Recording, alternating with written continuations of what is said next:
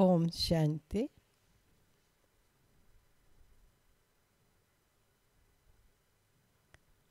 आज के महावाक्यों का सार सुनकर आप समझ सकते हैं कि हम सब के परिवर्तन में कितना समय लगता है, क्योंकि परिवर्तन केवल मात्र अल्पकाल का नहीं लाना, लेकिन स्थायी परिवर्तन हो, और वो परिवर्तन जो हमारे मूल संस्कारों को जागृत करे। कई बार किसी में कोई संस्कार होता है, लेकिन वो बड़ा थ्रू एंड थ्रू बहुत गहरा जा चुका होता है, कभी ना कभी किसी ना किसी रूप में उदय हो जाता है। लेकिन बाबा का ये आज्ञा कि परिवर्तन ऐसा लाना है जिसे परिवर्तित होना कहा जाएगा, वो संकल्प मात्र भी जो पुराना संस्कार है वो आपके सन्मुख, आपके जीवन में कभी कहीं किसी को भी दिखाई न दे, तब समझा जाएगा ये परिवर्तित हो रहे हैं या हो गए। क्योंकि बाबा ने आज 28 अप्रैल के महावाक्य हैं, जिसमें बाबा ने कहा, मीठे बच्चे, अब ये नाटक पूरा होता है, तुम्हें वापस घर जाना है। इसलिए इस दुनिया से ममत्व मिटा दो, घर को और नए राज्य को याद करो। यह महावाक्य बाबा के आज के नहीं है। आज की घटना के अनुसार लगता है कि बाबा के महावाक्य बड़े उचित हैं, लेकिन बाबा ने आज से कितने वर्ष पूर्व ये महावाक्य उच्चारण किए, तो बड़ा स्पष्ट होता है कि बाबा ने स्पष्ट शब्दों में कहा कि अब नाटक पूरा होता है, क्योंकि मैं आया हूँ, नई सृष्टि का शुभ आरंभ होना है, उसके लिए मैं तैयार करने आया हूँ। तो तुम बच्चों को वापस घर चलना है, इसलिए इस पुरानी दुनिया से ममत्व हटा लेना है। और दो बातें याद रखो अभी, घर और राज्य को। आप सोचिए, 40, 42, 50 वर्ष से हम ये बात सुन रहे हैं। आखिर तो वो टाइम आएगा जब घर जाने का बिल्कुल टाइम हो गया। लेकिन बाबा रहम दिल, कल्याणकारी, प्यारे बच्चों का बाप, अपने बच्चों को कितना समय पहले से ही ये स्मृति दिलाते रहे, क्योंकि बाबा जानते किस स्थिति में स्थिर होने के लिए बच्चों को कितने लंबे समय के अभ्यास की आवश्यकता है और कितना लंबा समय लगेगा। मैं आपको बाबा की सन 36 की बाबा की डायरी से कुछ बातें आई, जब बाबा में शिव बाबा नहीं आया, लेकिन बाबा की मनोधरती को जैसे शिव बाबा तैयार कर रहा है। उस समय बाबा गुरु जी को ही सब कुछ समझते थे, कुछ भक्ति की बातें मिक्स कर बाबा अपने आप से बातें कर रहे हैं। ये समय कैसा चल रहा है। मुझे इस देह जो कि नाशवान है और देह संबंधी जो कि नश्वर है, देह दौलत ये साथ नहीं चलने वाली, इन सब से ममत्व हटाकर अब मेरा ममत्व एक ईश्वर से जुट जाए। ये बाबा के मन की आवाज़ आने लगी और बाबा उन आवाज़ों को नोट किया है।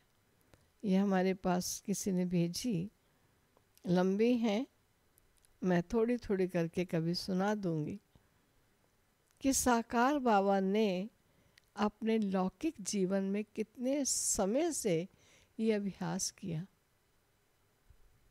कि कैसे अंत समय नज़दीक आएगा और उससे पहले हमको अपनी मोह ममता छोड़नी होगी। धन दौलत में जो आँख टिकी हुई है उसको वहाँ से हटाना होगा। ये समझना होगा कि आज मैं जीता हूँ तो इन सब में मेरा अटेंशन जाता है। सचमुच थोड़े दिन मर के देखूं, अगर मर जाऊंगा फिर मेरी मनोस्थिति क्या होगी।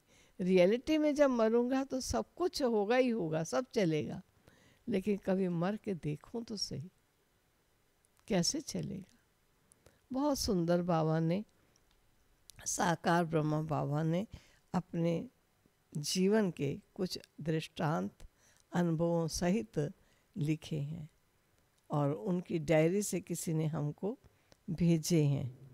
तो मैं देख रही थी जब महावाक्य ये मैंने पढ़े तो मैंने कहा ये महावाक्य कोई आज के नहीं कि हालात को देखकर हम समझें कि अब घर जाने का समय है, अब तो खाली बाबा को याद करने। बहुत समय से बाबा ने कहा, क्योंकि बाबा समझते हैं बच्चों को इस स्थिति को जमाने में वर्षों वर्ष लगेंगे। आप सोचिए कितने वर्ष बीत गए, आज अंगुली पर गिनती करने के समय रह गया है। अगर अभी भी समय वेस्ट में, इधर उधर की बातचीत में, लेन देन में चला गया तो सिवाय पश्चाताप के फिर कुछ भी हाथ नहीं आएगा। इसलिए बाबा बार बार हमको याद दिलाते हैं कि अब ये नाटक पूरा होता है, तुम्हें वापस घर जाना है।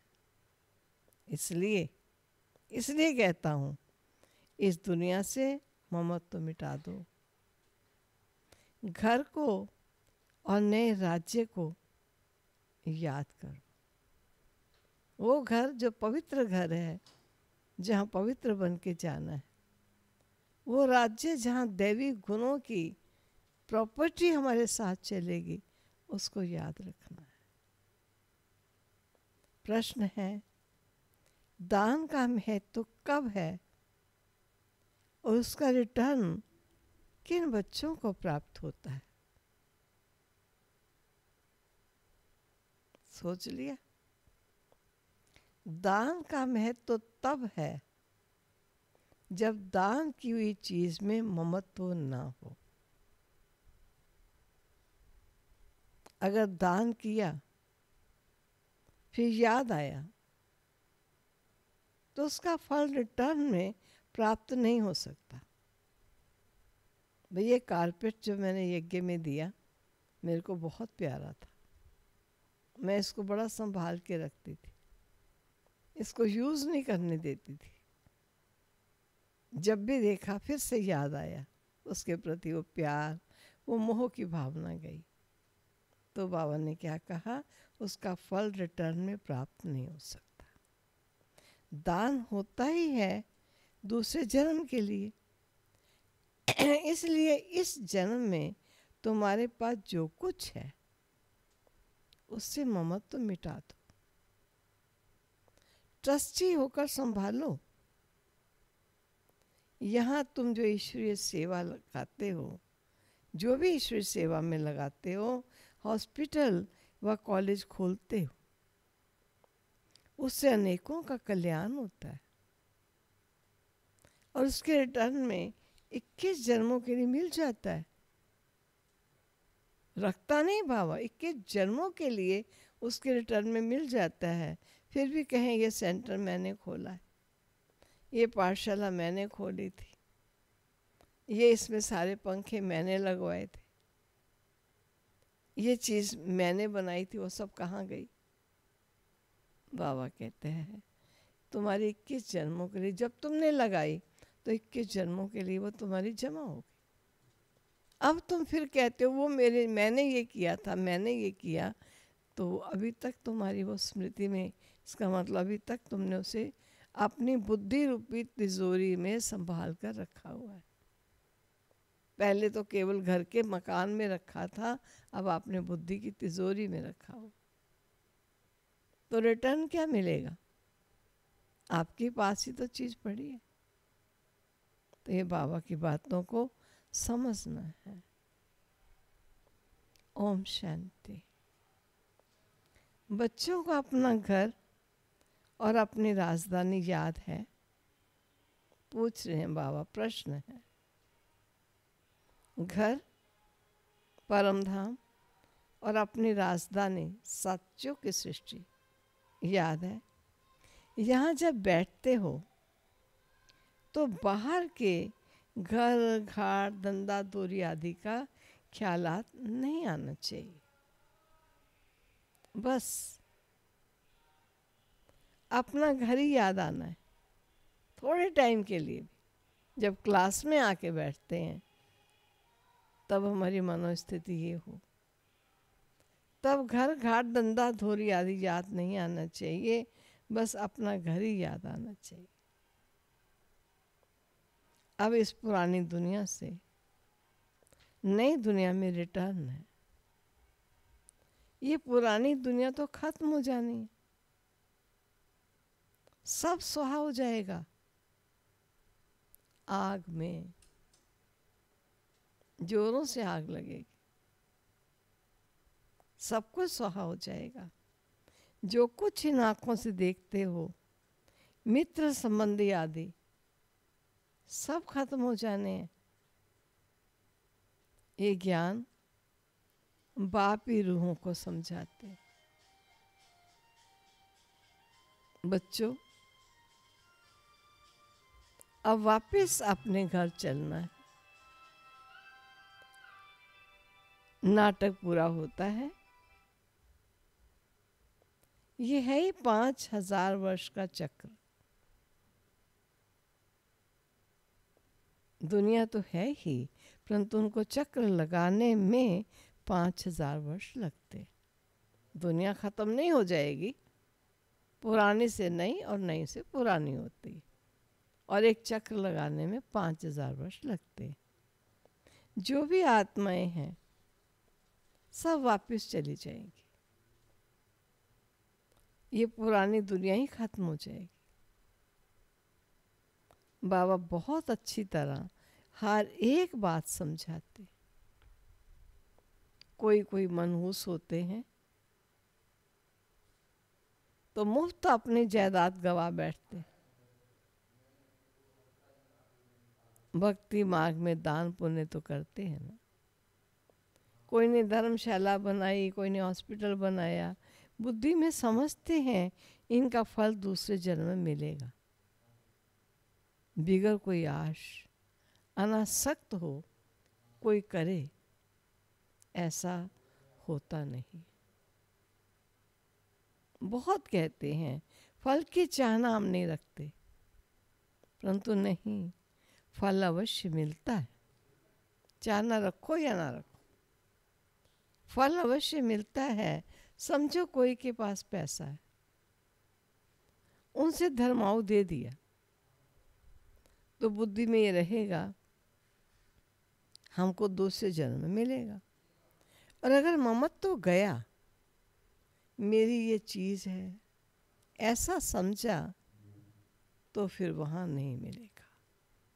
इसमें तो मैंने इतना पैसा लगाया था, ये कैसे बेच दिया, ये जायदाद इन्होंने अपनी कैसे बना ली, ये तो मेरा लगा पैसा था। तो मतलब क्या हुआ, आप यहाँ अभी कब्जा किए हुए हैं, वहाँ आपको नहीं मिलेगा। दान होता ही है दूसरे जन्म के लिए। जब हमने दिया, हम दूसरे जन्म में लेंगे। मेरा गया, खत्म हो गया, दे दिया, मुड़ के ना देखा जाए। बाबा यहाँ तक कहते, दाएं हाथ से दिया, बाएं हाथ को पता ना चले ये कुछ दिया है। जबकि दूसरे जन्म में मिलता है, तो फिर इस जन्म में ममत्व तो क्यों रखते हो? इसलिए ट्रस्टी बनाते हैं तो अपना ममत्व तो निकल जाए। ट्रस्टी रहो, ध्यान रखने की अगर ज़रूरत है, आपको ड्यूटी सौंपेगी, ध्यान रखिएगा, लेकिन अपना ममत्व तो निकल जाए। मैंने तो बड़ी मुश्किल से कमाया पैसा है, ये मैंने लगाया है, मैंने ये बनाया है। अरे आपने जो बनाया और जो लगाया वो तो आपको अगले जन्म में क्या 21 जन्मों के लिए मिलेगा। अभी उसकी चिंता क्यों करते हो? ये चिंता ही भावने का मनहूस बना है।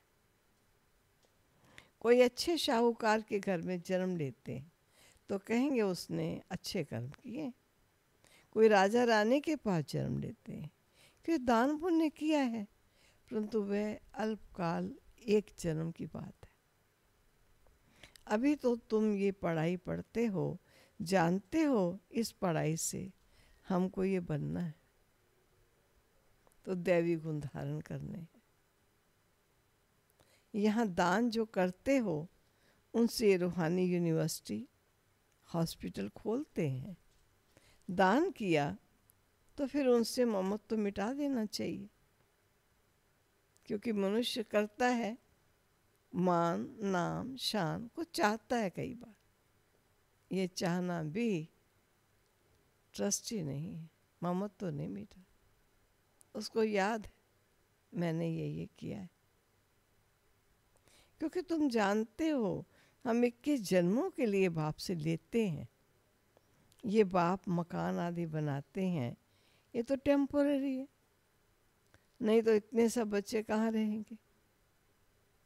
देते हैं सब शिव बाबा को, धनी वह है, वह इनके द्वारा ये कराते हैं। शिव बाबा तो राज्य नहीं करता, खुद है ही दाता। उनका ममत्व तो किस में होगा। अभी बाप श्रीमत देते हैं कि मौत सामने खड़ा है। क्या समझो, हमेशा बाबा ने ये कहा मौत सामने खड़ा है, किस सेकंड किसका अंत है किसको पता है। पहले तुम किसको देते थे तो मौत की बात नहीं थी, अब बाबा आया है तो पुरानी दुनिया ही खत्म होनी है। बाप कहते हैं मैं आया ही हूँ इस पतित दुनिया को खत्म करने। इस रुद्र यज्ञ में सारी पुरानी दुनिया स्वाहा होनी है। जो कुछ अपना भविष्य बनाएंगे तो नई दुनिया में मिलेगा, नहीं तो यहाँ ही सब कुछ खत्म हो जाएगा, कोई ना कोई खा जाएगा। मैंने एक का सुना, मुझे बहुत अफसोस हुआ। उसने कहा मैं तो बड़ी निश्चिंत हो गई, जितना धन दौलत था वो सब मैंने बच्चों का कर दिया, और जो थोड़ा रहा हुआ था मैंने अभी वो धन भी, सोना चांदी भी बच्चों के नाम कर दिया। अब मैं तैयार हूँ बाबा, कब भी आप मुझे ले जाओ। बताइए ये तैयार है? इसको तैयारी कहा जाएगा? समझने की बुद्धि चाहिए। कर्म के खाते बन रहे और आत्मा कहती मैं तैयार हूँ, मुझे किस समय भी ले जाए। कोई ना कोई खा जाएगा। बाबा ने कहा नहीं तो यहाँ सब कुछ खत्म हो जाएगा, कोई ना कोई खा जाएगा। आजकल मनुष्य उधार पर भी देते हैं। विनाश होगा, सब खत्म हो जाएगा। कोई किसको कोई कुछ देगा नहीं, सब रह जाएगा। आज अच्छा है, कल दिवाला निकाल देता है। कोई को भी कुछ पैसा मिलने का नहीं है। कोई को दिया, मर गया, फिर कौन बैठ के रिटर्न करते हैं? तो क्या करना चाहिए? बाबा ने स्पष्ट शब्दों में कहता है, अब इतना कौन इतना विशाल हृदय होगा, सहज नहीं। बहुत लंबे समय की नष्ट मोह की स्थिति चाहिए।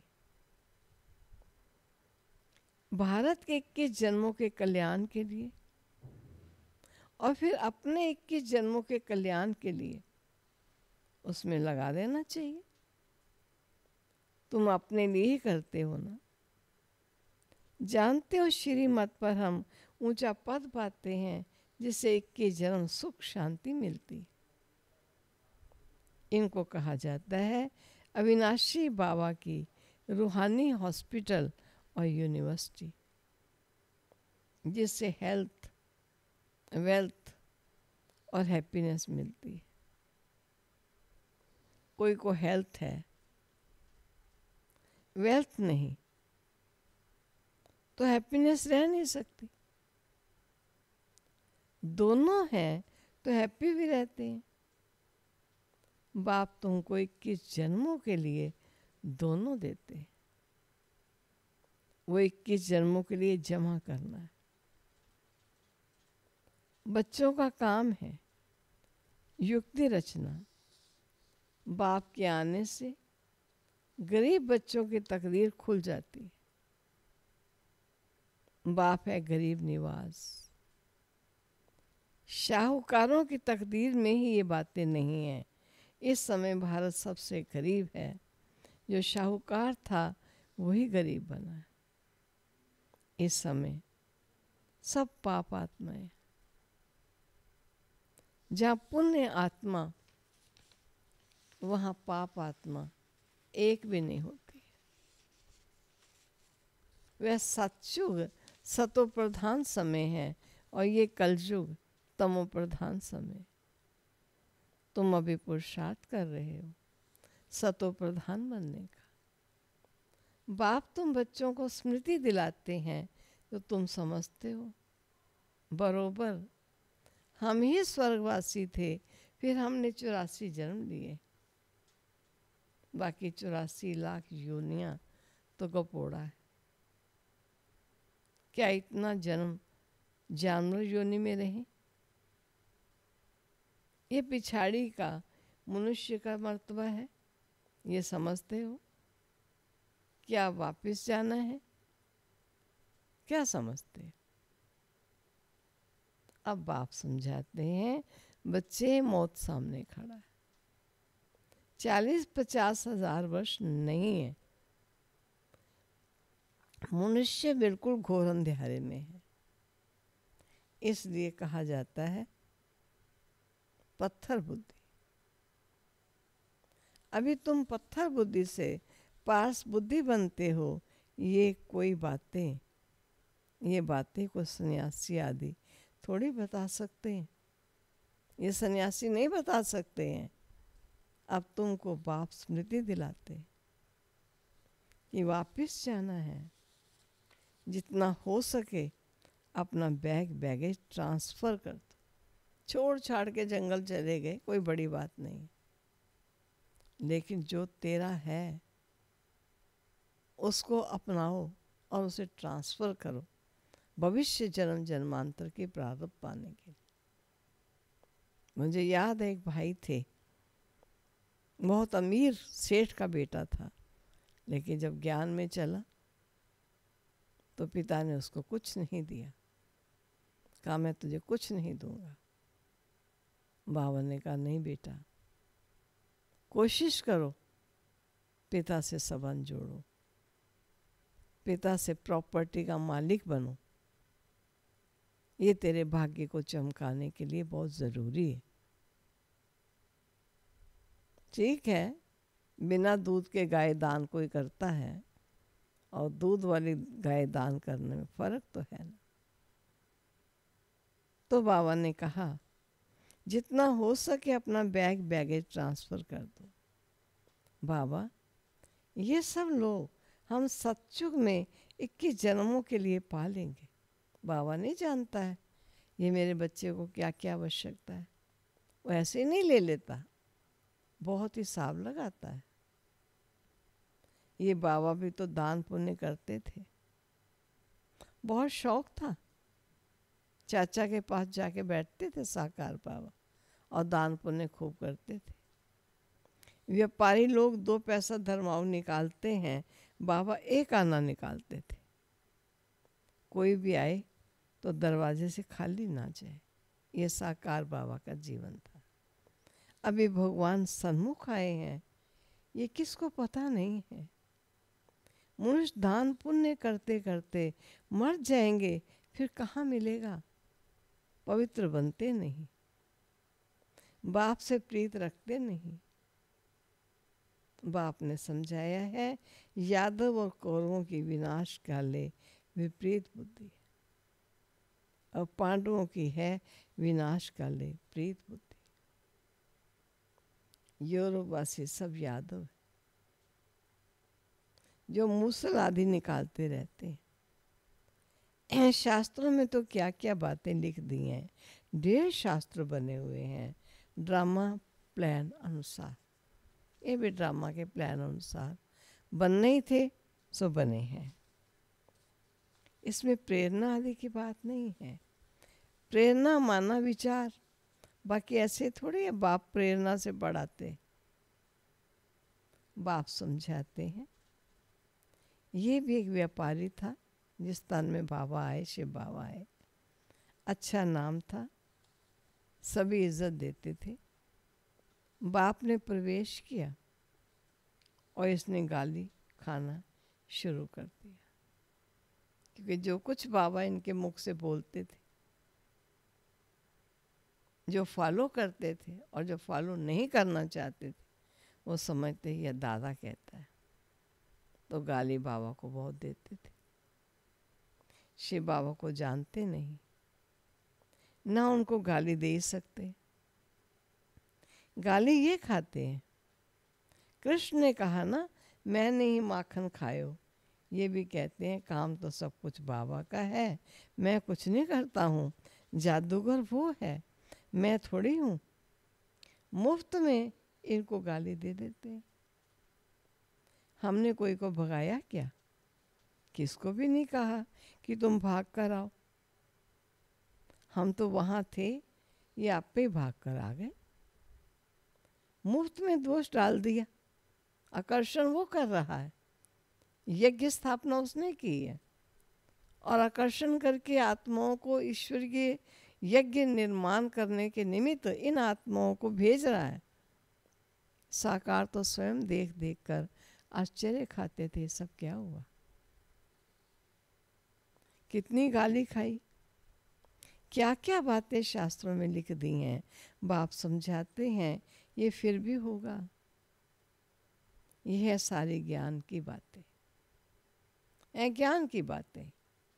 कोई मनुष्य थोड़ी कर सकता है, सो भी ब्रिटिश गवर्नमेंट के राज्य में कोई के पास इतनी कन्याएं माताएं बैठ जाएं, कोई कुछ कर ना सके। कोई के संबंधी आते थे, एकदम भगा देते थे।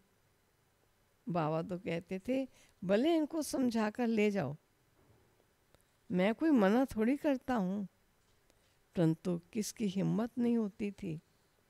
बाप की ताकत थी ना, ऑलमाइटी की ताकत चल रही थी। नथिंग न्यू, ये फिर भी सब होगा, गाली भी खानी पड़ेगी। द्रौपदी की भी बात है, ये सब द्रौपदियाँ और दुशासन है, एक की बात नहीं थी, क्योंकि पवित्रता पर ही प्रारंभ से झगड़े हुए। शास्त्रों में गुपोड़े किसने लिखे? बाप कहते ये भी ड्रामा में पार्ट है, आत्मा का ज्ञान ही कोई में नहीं है। बिल्कुल ही देह अभिमानी बन पड़े हैं। देही अभिमानी बनने में मेहनत है। रावण ने बिल्कुल ही उल्टा बना दिया है, अब बाप सुलटा बनाते। देही अभिमानी बनने से स्वतः स्मृति रहती है कि हम आत्मा है, ये देह बाजा है बजाने के लिए।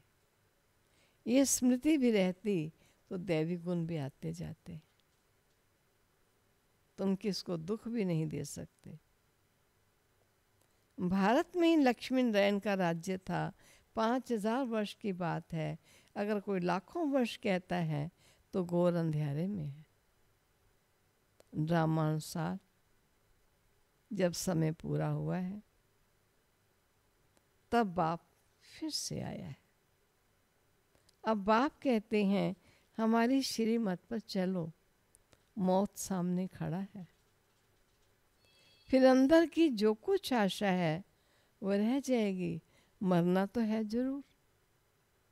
ये वही महाभारत की लड़ाई है। जितना अपना कल्याण कर सको उतना अच्छा है, नहीं तो तुम हाथ खाली जाओगे। सारी दुनिया हाथ खाली जानी है, सिर्फ तुम बच्चे बरतू हाथ अर्थात धनवान हो जाते हो। इसमें समझने की बड़ी विशाल बुद्धि चाहिए। कितने धर्म के मनुष्य, हर एक की अपनी अक चलती, एक की अक न मिले दूसरे से। सबके फीचर्स अपने अपने, कितने सारे फीचर्स हैं। ये सब ड्रामा में नूंद है। वंडरफुल बातें हैं ना। अब बाप कहते हैं अपने को आत्मा समझो। हम आत्मा 84 का चक्कर लगाती हैं। हम आत्मा इस ड्रामा में एक्टर हैं। इनसे हम निकल नहीं सकते, मोक्ष पा नहीं सकते, फिर ट्राई करनी भी फालतू ही है। बाप कहते हैं ड्रामा से कोई निकल जाए, दूसरा कोई ऐड हो जाए, ये हो नहीं सकता। ये अविनाशी ड्रामा बना है, हर एक्टर का अविनाशी पार्ट। इतना सारा ज्ञान सबकी बुद्धि में रह नहीं सकता। सारा दिन ऐसे ज्ञान में रमन करना है। एक घड़ी आधी घड़ी, आदि की पुनाद, ये याद करो, फिर उनको बढ़ाते जाओ। 8 घंटा भले स्थूल सर्विस करो, आराम भी करो, इस रूहानी गवर्नमेंट की सर्विस में भी टाइम तो दो। तुम अपनी ही सर्विस करते हो, ये है मुख्य बात। जो सेवा करते हो, ईश्वरीय सेवा, वो भी आप अपने ही करते हो। याद की यात्रा में रहो, बाकी ज्ञान से ऊंचा पद पाना है। याद का अपना पूरा चार्ट रखो, ज्ञान तो सहज है। जैसे बाप की बुद्धि में है कि मैं मनुष्य सृष्टि का बीज रूप हूँ, इनके आदि मध्य अंत को जानता हूँ। हम भी बाबा के बच्चे, बाबा ने समझाया है कैसे ये चक्र फिरता है। उस कमाई के लिए भी तुम 8-10 घंटा देते हो ना। अच्छा ग्राहक मिल जाता है तो रात को कभी उबासी भी नहीं आती है। उबासी दी तो समझा जाता है थका हुआ है, बुद्धि कहाँ बाहर भटकती होगी। सेंटर्स पर भी बड़ा खबरदार रहना है। जैसे वो व्यापारी कमाई में उबासी नहीं देता, कमाई की खुशी में, ऐसे बच्चों को ईश्वरीय अविनाशी कमाई की खुशी इतनी होनी चाहिए। सेंटर्स पर भी बड़ा खबरदार रहना है।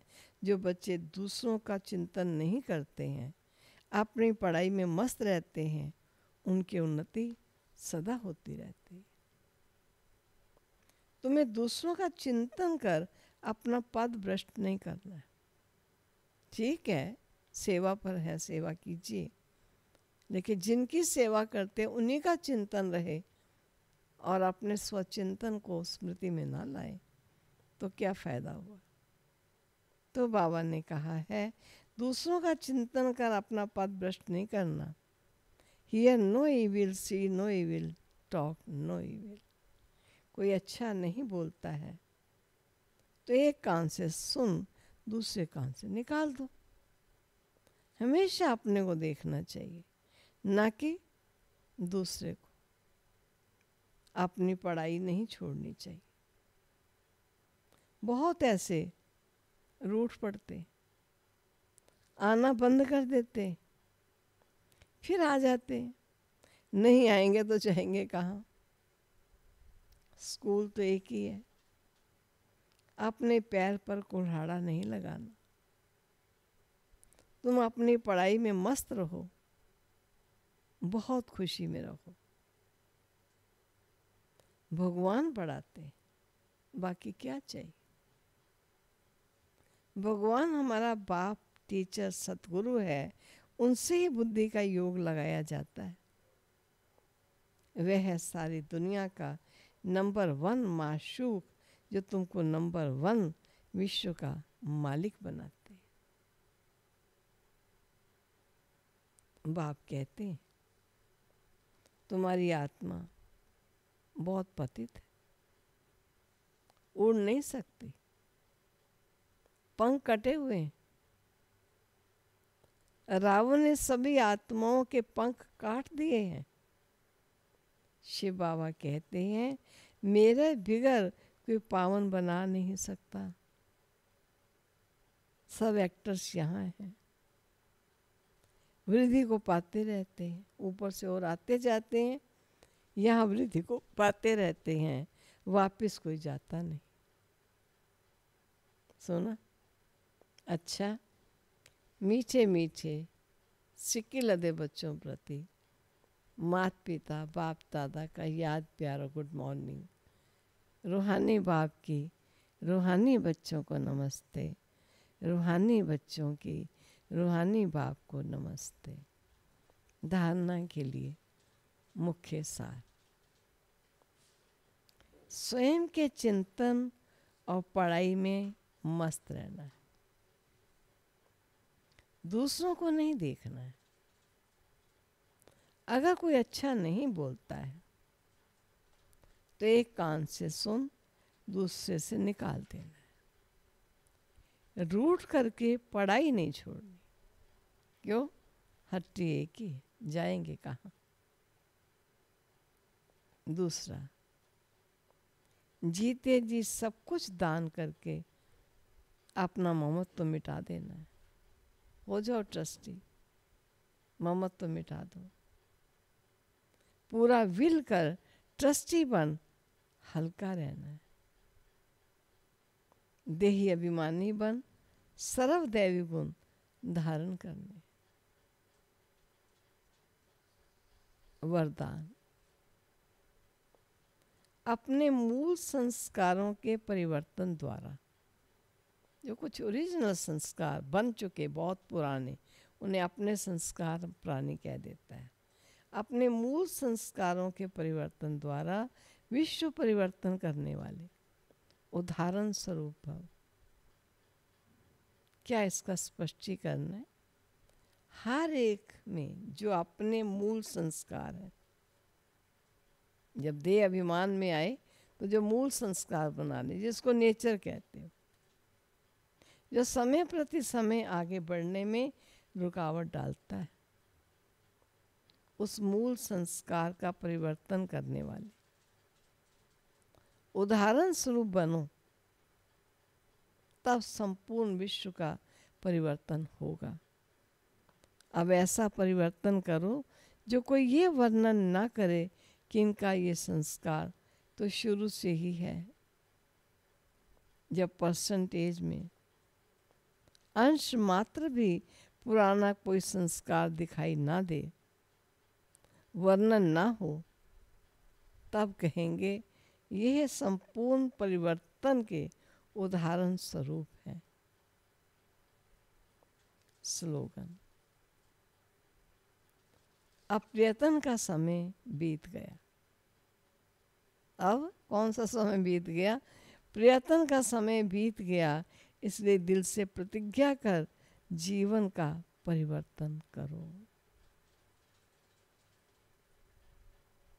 कोशिश करेंगे, कोशिश कर रहे हैं। बाबा कहते अब ये कोशिशें करेंगे या कर रहे हैं, ये समय बीत गए। आप प्रतिज्ञा करो और उसे पूर्ण करो। ये समय आ चुका है। ठीक है? अभी ऐसा ही अपने को श्रेष्ठ बनाना है। ओम शांति। चलो अपने प्यारे बाबा के पास, ऐसे दाता जो हम बच्चों को आँख खोल के रखने के लिए ये महावाक्य देता है। सदा आंखें खुली रहें, कहीं आंखें मूंद न जाए, अज्ञानता का पर्दा ना आ जाए। इसलिए प्रतिदिन महावाक्य सुनना कितना ज़रूरी है।